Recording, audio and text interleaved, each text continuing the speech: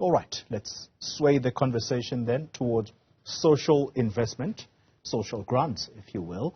Executive Director at the Social Policy Initiative is Isobel Frye, who also joins us now.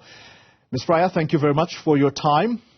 The big talking point, perhaps, going into this budget is whether or not more money is going to be allocated towards social relief, given the cost of living crisis.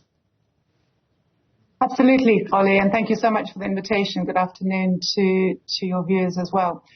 You're right. I mean, that really is one of the really critical priorities as we approach, as a countdown to the budget begins. The leader I had in the African this morning, my column, actually spoke about a government that appears to be in opposition with itself. We have the statement from the President in the State of the Nation address a couple of days ago talking about an assured rollout of the social relief of distress as one of the many grants. He also talked about the need to guarantee social minimum income to everybody and to top up the existing grants in order to deal with inflation and the impact, the erosion really, of inflation on the purchasing power.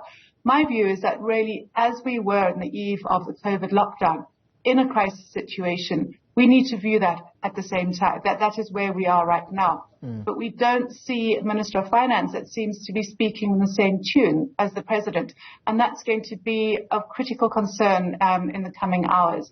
The point about inflation, the point about interest rates, which is the thing that bites into people's pockets, is the fact that it's a deliberate outcome of a chosen policy of the state.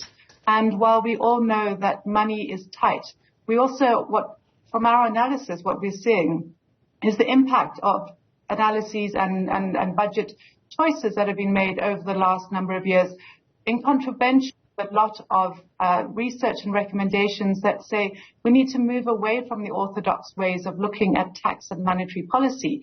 And we need to be looking at ways that are appropriate because, Ollie, we can't survive in a country where more than 56% of people are living below the poverty line and more than a quarter are living in starvation. I listened to one citizen that we interviewed on this channel, and a journalist asked the question, how much do you think you will need for you to survive, at least? And they said, the amount that they're giving us now is not nearly enough per rand.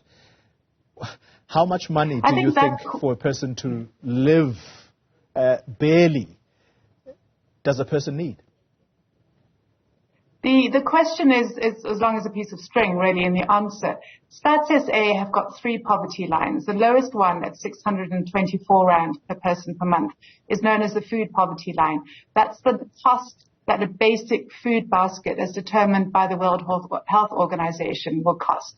On the other end, we have an upper bound poverty line of just under 1,500, which looks at basic food and basic necessities. None of these are luxuries in any regard. So I think the upper bound poverty line is something which grants need to be indexed to in the immediate term, as well as the expansion of eligibility, where we have such high levels of unemployment amongst working adults, about 50% unemployment rates.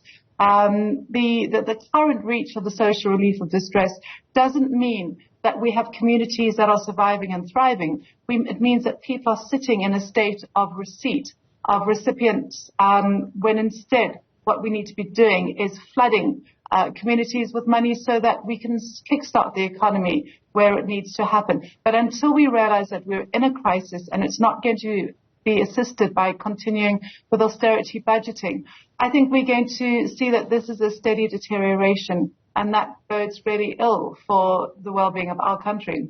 Isobel Frye, let me thank you very much for your time. She's Executive Director at the Social Policy Initiative. And that wraps up the